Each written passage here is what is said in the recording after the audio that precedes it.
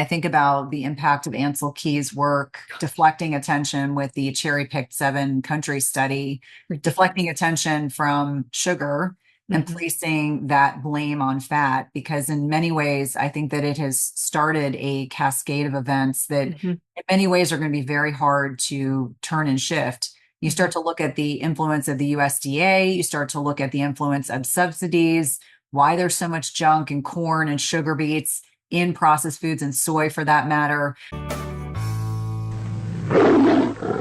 Hey guys, thank you so much for watching our videos. If you'd like to support us some more, you can explore our homemade natural skincare products at purelytallow.com. Thank you so much for supporting my small business. Welcome to the Carnivore Revolution. I'm Serena, and today my guest is Cynthia Thurlow. And Cynthia is a fasting expert, a nurse practitioner, an author, and a 2-time TEDx speaker. And I'm really excited to have you with me today. Thanks for having me, and thanks for your patience, as I know my schedule was a little bit chaotic the past 6 weeks. Yeah, absolutely. It's completely understandable. Everybody has to reschedule stuff sometimes. So, no worries there. But I want to talk about fasting because, in a world where this is one of the things, one of the many things I want to talk about, but in a world where, especially in the United States, we are overfed and undernourished and have such an obesity epidemic and sickness just in general. So many people are sick. And so, that's one of the main reasons I wanted to talk to you about that because some people look at fasting like it's a cure all. And I think sometimes that actually is not the case. And so I want to get into kind of the nitty gritty about all of that. But I like to start with people's story, just of healing or how they got to where they are to be giving the advice that they're giving. I just think that's kind of an important part of the interview process. So let's start there. Yeah, so I started as a ER nurse in inner city Baltimore, and I'm a bit of an adrenaline junkie. Anyone that knows me knows I like to be where the action is.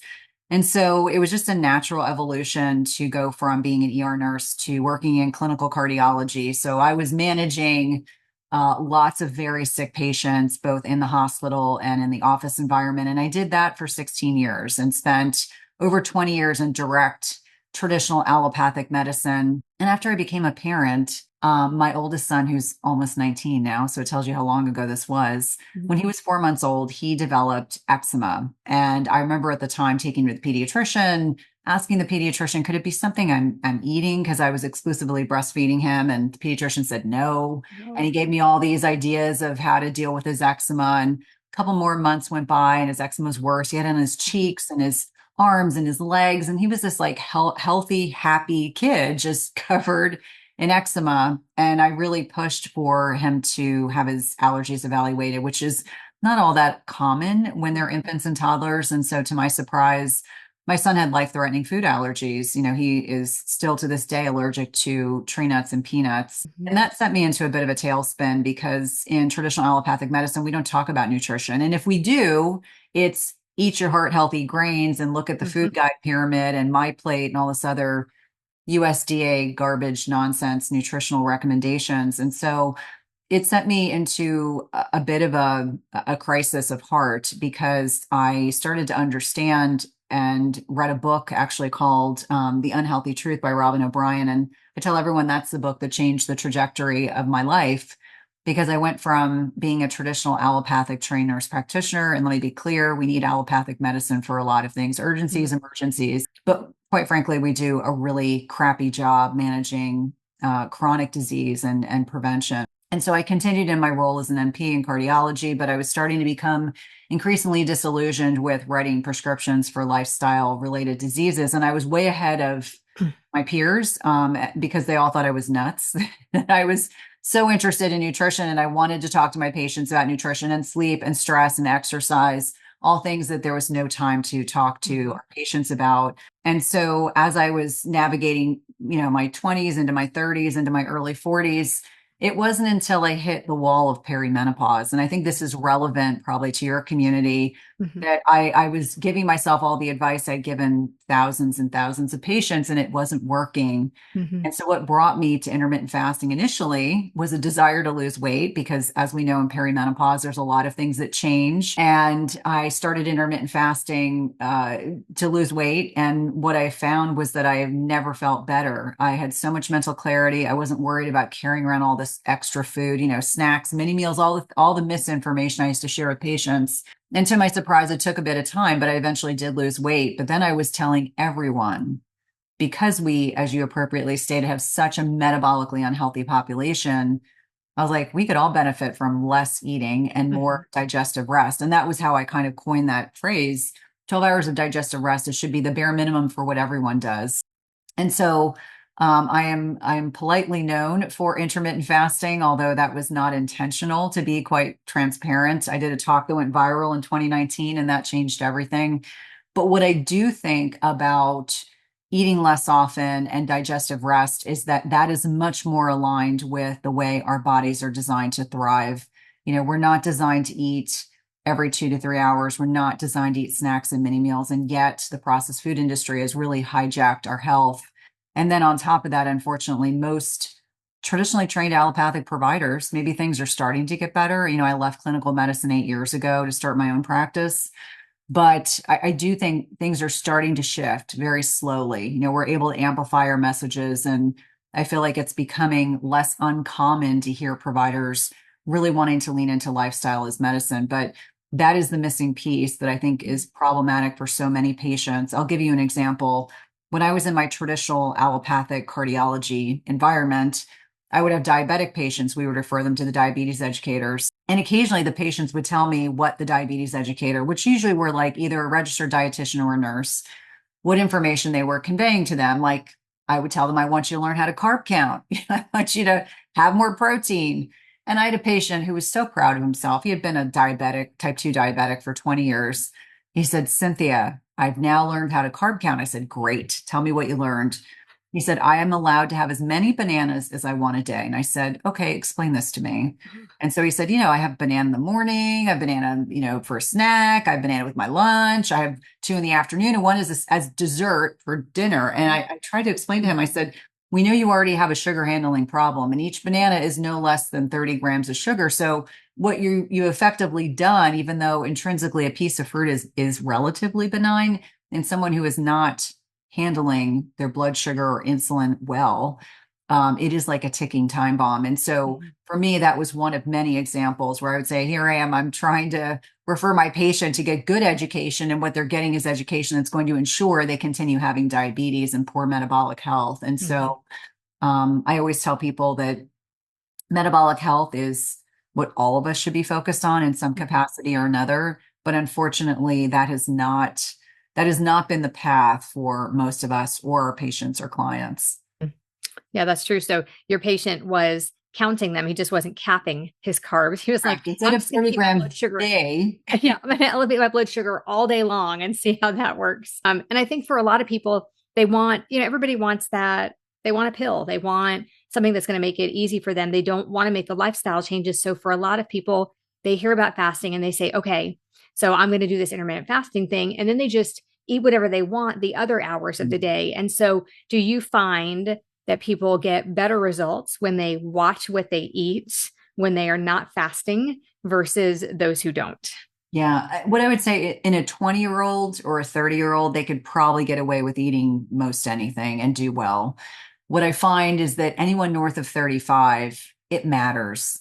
It matters enormously, especially for women in perimenopause and menopause. And frankly, let's not forget that men go through andropause. So let's make sure that we represent men. I do find that the more nutrient dense whole foods diet that people consume, the better their results, the better their inflammatory markers, the better their vital signs. And I think that, one thing that, I'm glad is we're getting shedding more light on this. Dr. Ben Bickman, I think of as Mhm. being kind of the cornerstone for insulin research. It's helping people understand that interrelationship that, we will, if we sit down and eat protein, we're going to actually, we'll have baroreceptors in our stomach that will stretch. And hopefully we have good communication between our stomach and our brain to remind us that we are full.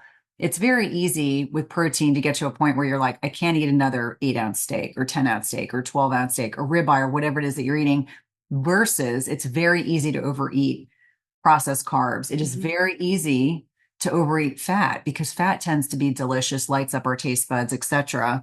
And so I think when we're talking about nutrient density and the best results, it's helping people understand the more simple your diet is, the better off you're going to be. If you overcomplicate things, and the processed food industry, again, has indoctrinated us into thinking that we have to have bars and packaged foods and we can't even travel without food. But the more simplistic we make our diets, and by that I mean, focused on protein, non-starchy vegetables, the right types of carbohydrates, the right types of fats. I feel like the one thing that I found consistently working with patients is that when they change their diet, they change their lives. They feel better, they sleep better, they manage their stress better. And when you think about how that interrelation, there's a bidirectional relationship with our gut and our gut microbiome and our brains. People all of a sudden, and we look at the work of Dr. Chris Palmer, Dr. Georgia Ede, healthcare providers that are really looking about the complex interrelationships between mood disorders and the types of foods we're eating. It helps people understand. I mean, it is the way. It is not the easy way. It is much easier to prescribe a pill. In fact, I always say, I always feel like I have to apologize for the volume of prescriptions I used to write. Now I write a whole lot less, but helping people understand that lifestyle mediated diseases, disorders, and problems are more often than not fixed by changing something as simple as the food that we put in our mouths. Yeah, that's what I say that a lot too. Like the literally, I can't control the air I breathe, usually, right? Unless you live in a bubble. I can't control, for the most part anyway, the places I go, the things I do every day. There are certain things we have to do. There are certain places we have to go every day. But the one thing that I am in total and complete control over every single day is what I put in my mouth. Yep. And we make the wrong decisions so often. So that brings me to my next question. I know that you're not a huge fan of like a ketogenic diet for everybody, but I, as somebody who's on a ketogenic diet, I find it so much easier to fast than I ever did when I was eating carbohydrates. So you want to talk about that? Like, what's the science there? Well, I think there's a couple things, and I was ironically enough talking to a colleague of ours earlier today about this. And if we're looking at the research and the research in the gut microbiome, why do some people start a ketogenic diet and gain weight? Why do some people do really well on a ketogenic diet? I think there's a couple factors at play. I think the health of our gut microbiome plays a huge role.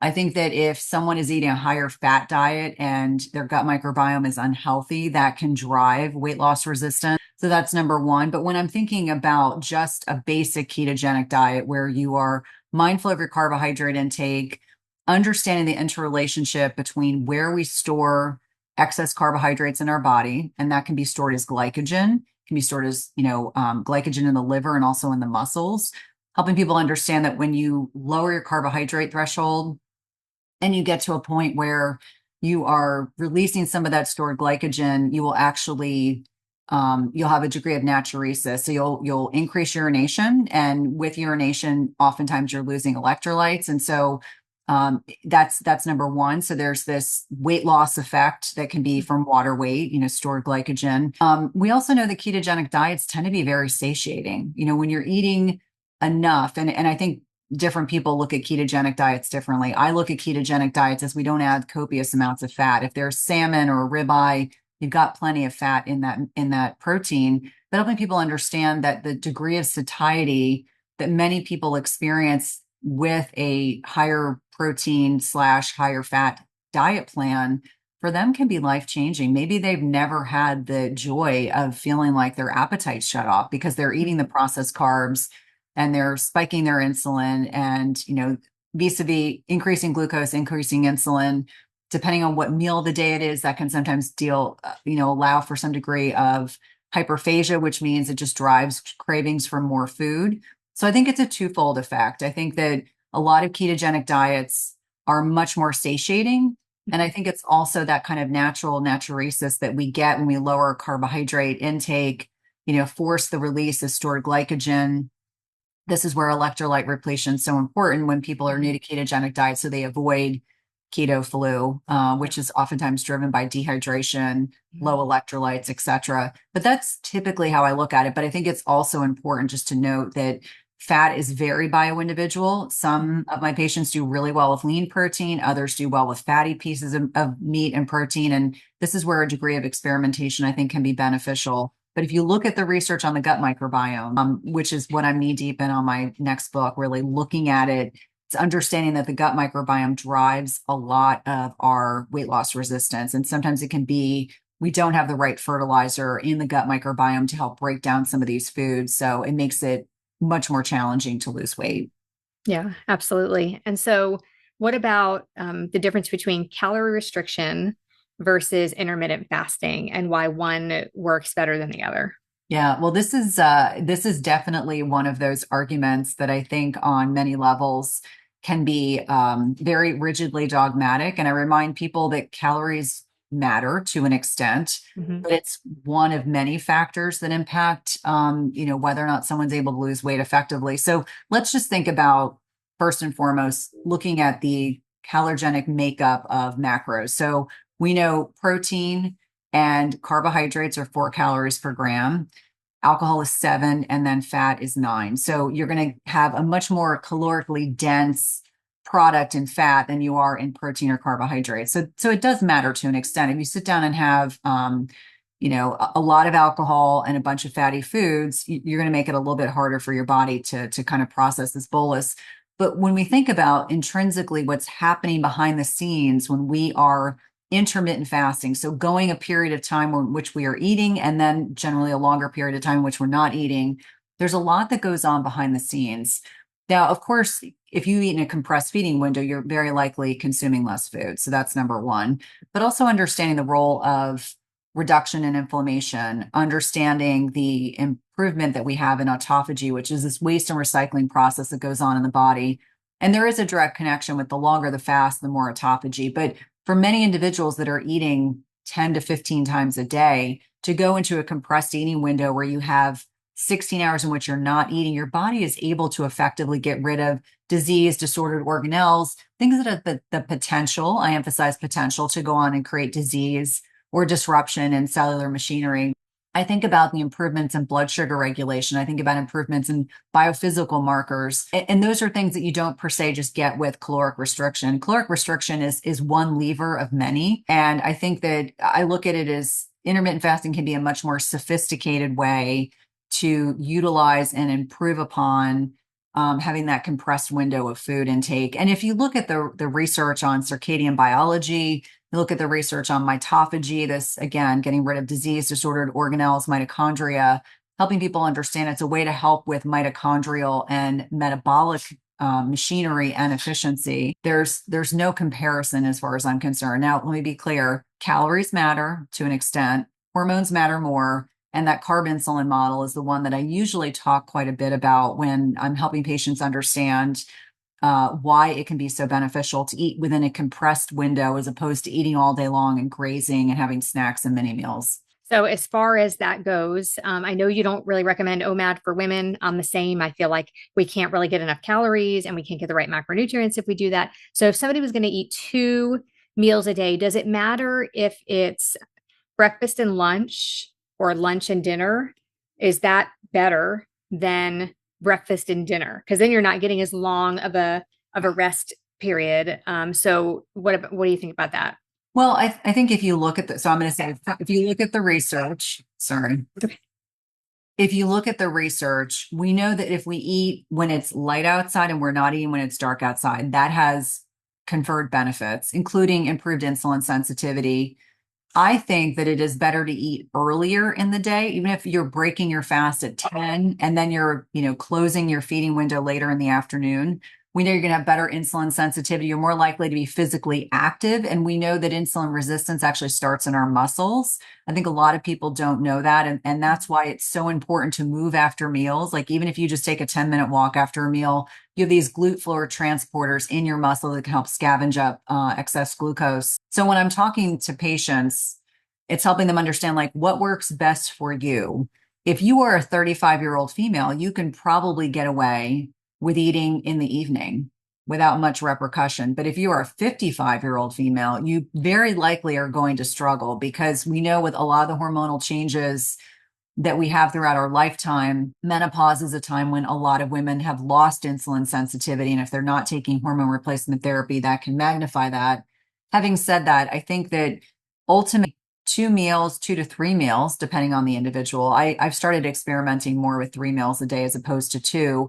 and making sure you're getting a minimum of 30 to 40 grams of protein in those meals is going to set you up for better blood sugar regulation. It's going to reduce your likelihood of having cravings, so that hyperphagia, and it's going to ensure that you are satiated. And that's really key. But if we look at how many hours we want between meals, usually 4 to 5, ideally, but that may not be possible for everyone. So it needs to be sustainable, number one. And then just the understanding that you're better off eating earlier in the day because you're much more insulin sensitive during the day than you are in the evening.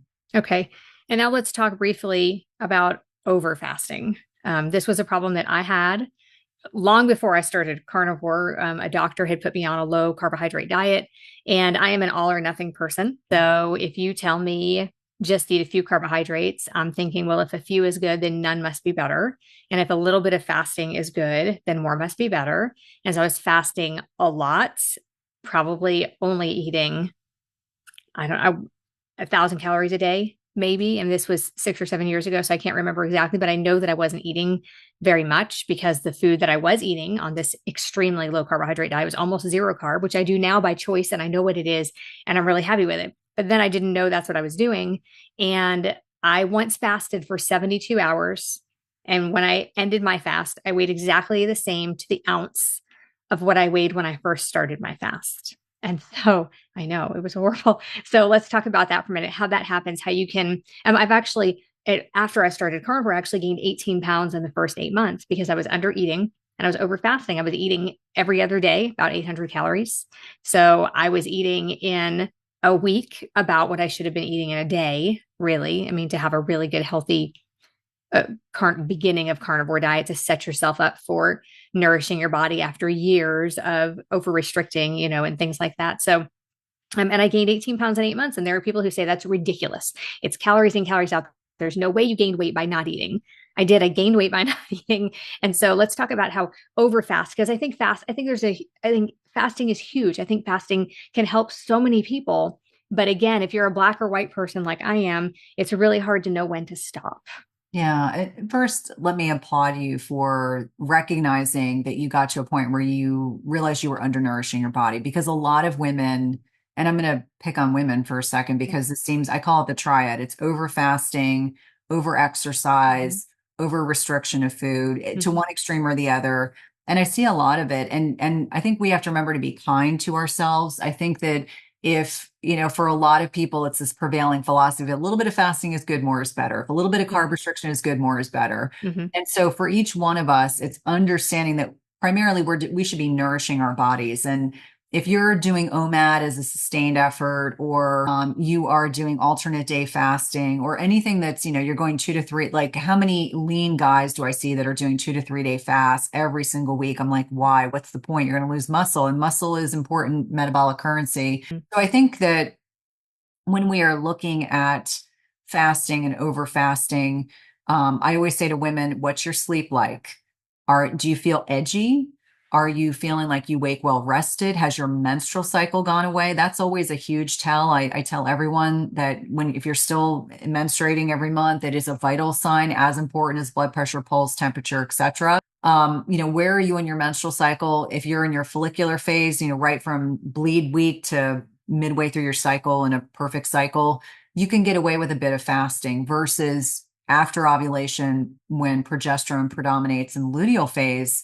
That's a time to really back off. And I think that distinction's not discussed enough with women. And I think that really ultimately hurts us and hurts our understanding of our own physiology. And the same goes to perimenopause and menopause. That how's your sleep? Are you managing your stress? Are you eating an anti-inflammatory diet?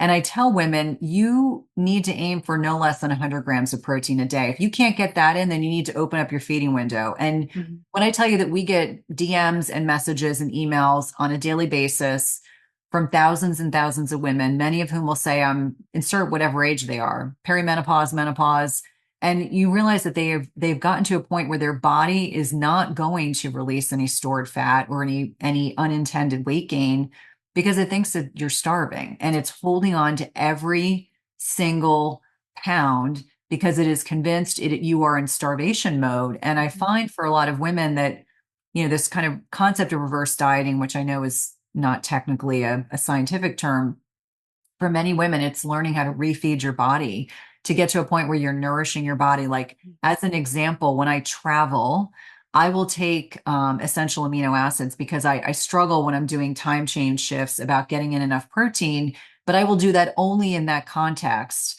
But I think it's very important for men and women to understand that you don't want to be in a sustained caloric deficit for too long a period of time because it can really mess not just with your hormones, but your physiology. And I always get a lot of hate when I say this about OMAD, but one meal a day for the average person, emphasizing average, you are not getting in a minimum of 1 gram per pound of ideal body weight. There are always exceptions. I don't know any woman who can eat 140 grams of protein in a meal. If you can, I'd love to see you do it.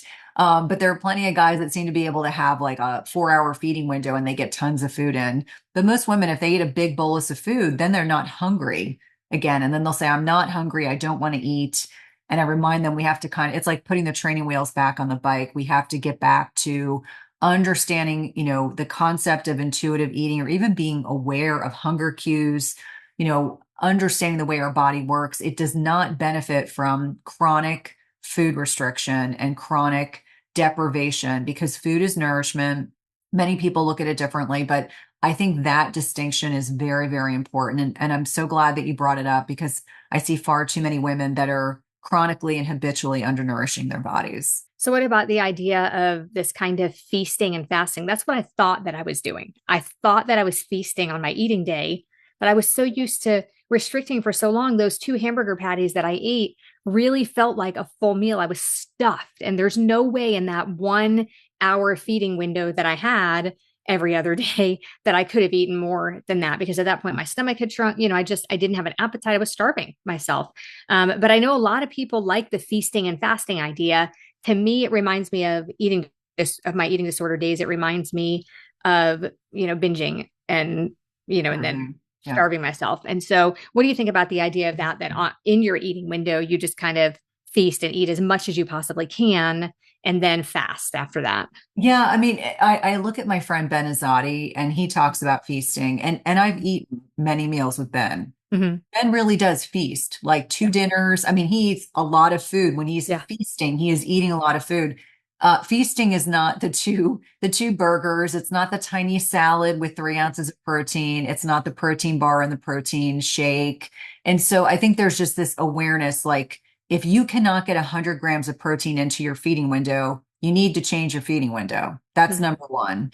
I mentioned earlier that I've been doing less fasting. Mm-hmm. I've been doing more, trying to scoot in a third meal during the day, and my sleep has been better and I feel better. It doesn't mean that I think there's anything wrong intrinsically with fasting, but what I do think happens for a lot of women is that it preys into this control piece of, I can control my body. No, you can't.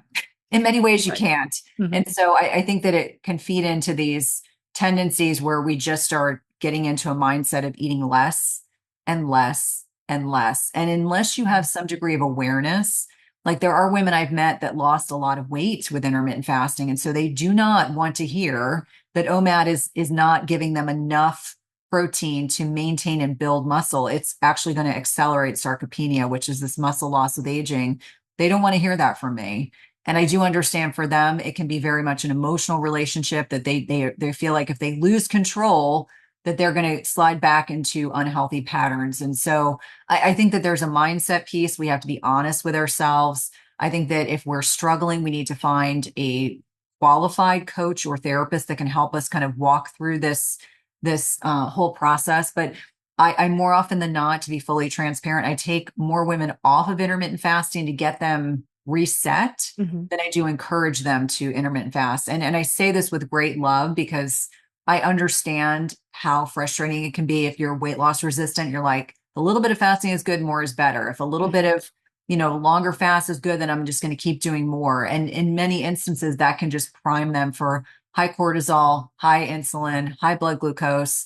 It can make it much more challenging to lose weight. And so I think that for each person that is listening to our discussion, helping them understand, like, where are you on the trajectory? Are you still intermittent fasting in a healthy way? Or have you gotten to a point where you've whittled yourself down to such little amounts of food that you're actually harming your body? Right. Yeah.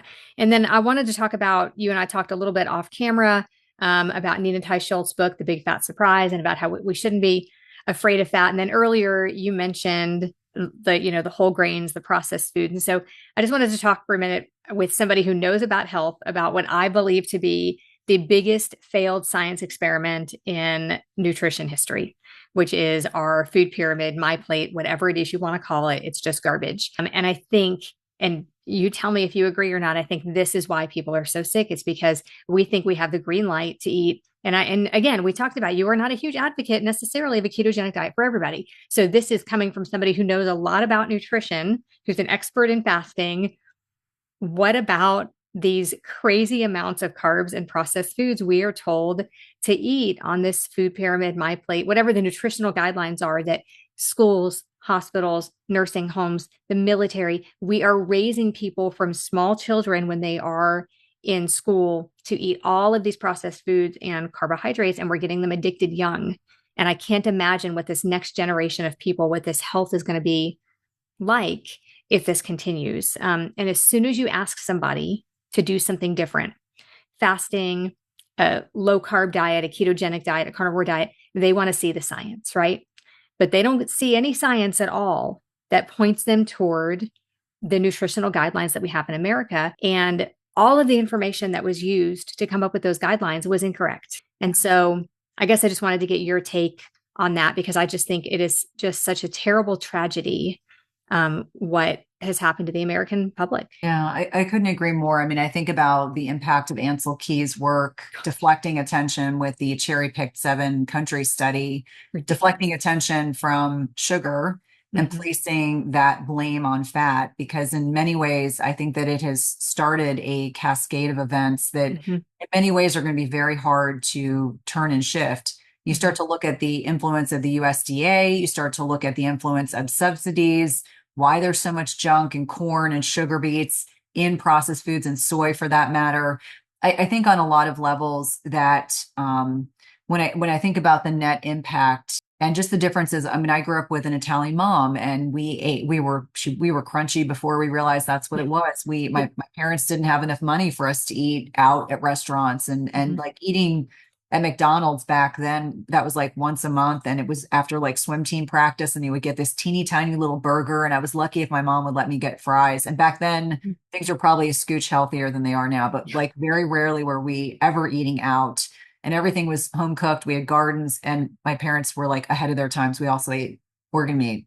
With that being said, I think that when I reflect back, even on the 25 years I've been working in healthcare, just the complete de-evolution of metabolic health, and not to mention the fact, just looking at how unhealthy many children are, and if they are our future, understanding that our kids grow up being addicted to sugar, our kids grow up being addicted to processed foods. And if you look at the research on the processed food industry, you understand that if you're consuming ultra processed foods, and that's about 70% of us, you're consuming on average at least an additional 500 calories a day. Well, that may not seem like a big deal, but understanding what goes on in the chemistry of our brains, the bliss point, how this adversely impacts communication between our brain and our gut. That's why the joke, you can't just eat one Dorito or Cheeto. It has everything to do with the disruption of communication between the brain and the gut. And I think on a lot of levels, it's just so disheartening because,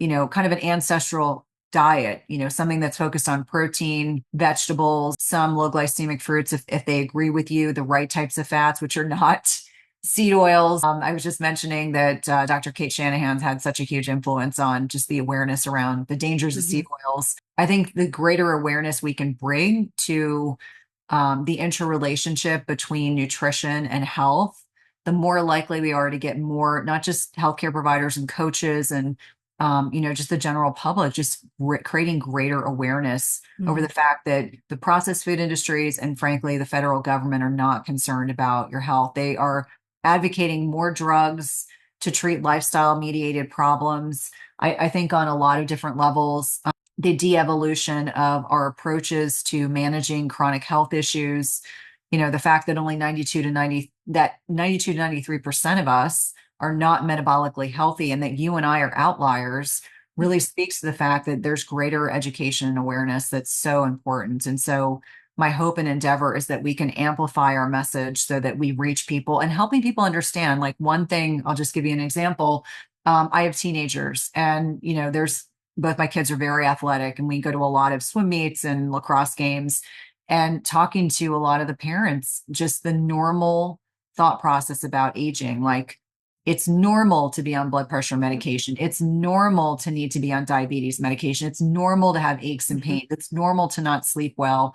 And helping people understand that doesn't have to be your destiny. At any point across the trajectory of your lifetime, you can make changes. And more often than not, I've seen so many patients be able to turn their lives around just by changing the food that they put in their mouths. So we do have control over many things. And I think that on a lot of in a lot of different perspectives. It's helping educate people, like keep it simple, like don't overcomplicate things. Even if you are not in a position where maybe you can't cook every single day, there are ways to navigate the grocery store, the farmer's market to find Mhm. things, gosh, things that can even be fairly inexpensive, like whole caught tuna or canned salmon. I mean, things that can be transportable, clean Mhm. beef jerky, hard boiled eggs, like keep it really, really simple, things that we know are going to be nourishing for the body and are not particularly processed. Mhm. I think that's really the way to pave the way to better health. Yeah, and I believe the food pyramid needs to be just basically flipped upside down Yeah. mostly. And the amount of carbohydrates it tells you to eat, you should probably eat that in protein if you really want to be healthy and eat your protein first. Eat Yep. protein first, you won't be as hungry for the rest of the garbage, right? Well, and I think for a lot of people, like as an example, like a tangible example of what you just said. So no less than 30 to 40 grams of protein in a meal. Hmm.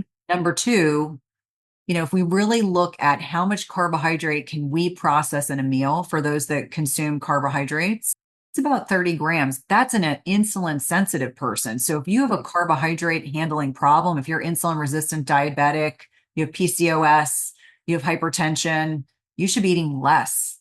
And that is something that people find very upsetting. But I'm like, I don't eat grains. I don't eat gluten. I cut those things out of my diet over 10 years ago. I put several autoimmune conditions into remission and helping people understand that sometimes as we get older, we have to subtract before we add. Yeah, absolutely. Cynthia, this was a great conversation. Tell everybody where they can find you. Yeah, easiest way to find me is on my website. So it's www.cynthiathurlow.com. You can get access to YouTube, Twitter. Be forewarned, I can be snarky. I'm on it. I'm pretty active on Instagram. I have a free Facebook group called the Midlife Pause, and that is to really represent women of a certain age, so 35 and up. But we talk a variety of different topics. And then lastly, I have a podcast called Everyday Wellness. It is my passion project, is one of my favorite things that I do, and really focused in on helping women navigate 35 and up. Awesome. Cynthia, thank you so much. Thanks for having me.